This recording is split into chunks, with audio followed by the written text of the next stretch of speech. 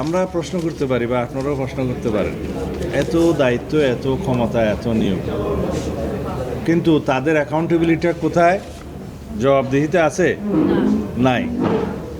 যদি অথরিটি থাকে, পাওয়ার ফাংশন থাকে, কিন্তু অ্যাকাউন্টেবিলিটি থাকে না, সেই রকম কোনো প্রতিষ্ঠানের প্রতি আমরা ডেমোক্রেটিক পার্টি হিসেবে সমর্থন জানাতে পারি না। আরেকটা কথা হচ্ছে, এই ফাংশনগুলো সেপারেট করে আরেকটা অর্গান সৃষ্টি করার মধ্য দিয়ে কিন্তু একটা ইমব্যালেন্স সৃষ্টি করা হবে। এবং সেটার যুক্তি হিসাবে অনেকে বলছেন, ওনারা যারা প্রস্তাব করেছেন তারা বলছেন যে অতীত অভিজ্ঞতায় বলে যে এগুলো প্রধান নির্বাহী কর্তৃক নিয়োগের ফলে রাষ্ট্রের মধ্যে একটা অ্যানার্কির সৃষ্টি হয়। এটা অনেকে বলে, কিন্তু ব্যাপারটা ওইখানে নয়।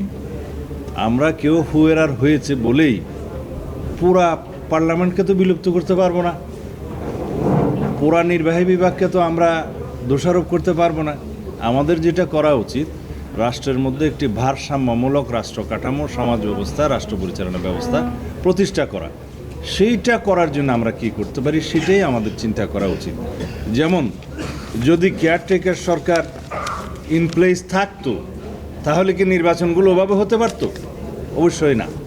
হয়তো কিছুটা ফ্লট, কিছুটা আপত্তি থাকতো, কিছুটা দুষ্টুতি থাকতো। তাইলে আমাদেরকে কেয়ারটেকার ব্যবস্থাটা প্রবর্তন করতে হবে, পুনঃপ্রবর্তন করতে হবে, পুনঃপ্রতিষ্ঠা করতে হবে, যেটার জন্য আমরা 16-17 বছর অবিরাম সংগ্রাম করেছি, আন্দোলন করেছি, গণ অভ্যুত্থান হয়েছে। আমাদের 1 নম্বর দাবি ছিল যে তত্ত্বাবধায়ক সরকার ব্যবস্থা পুনঃপ্রতিষ্ঠা করা হোক। সেইটা যদি পুনঃপ্রতিষ্ঠিত হয়, যেটা হয়েছে অলরেডি, যদি আমরা নির্বাচন কমিশনকে প্রকৃতপক্ষে স্বাধীনভাবে, আইনিভাবে, কনস্টিটিউশনালি অ্যান্ড লিগেলি যদি ফাংশন করতে দেই, তাহলে এই দুটো জিনিসের মধ্য দিয়ে নির্বাহী বিভাগ এবং পার্লামেন্ট সম্পূর্ণভাবে স্বৈরাচারী হওয়া থেকে চিরতরে বিদায় নেবে। যদিও বা ত্রুটি থাকে সেটা দেখবে স্বাধীন বিচার ব্যবস্থা।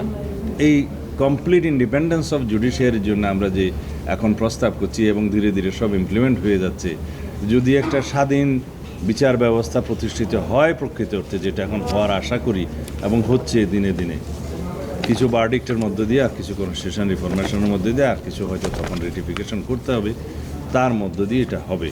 তখন এই ব্যবস্থাগুলো ওয়েল গার্ডেড হবে, ওয়াচ ডগ হিসাবে এই প্রতিষ্ঠানগুলো কাজ করবে।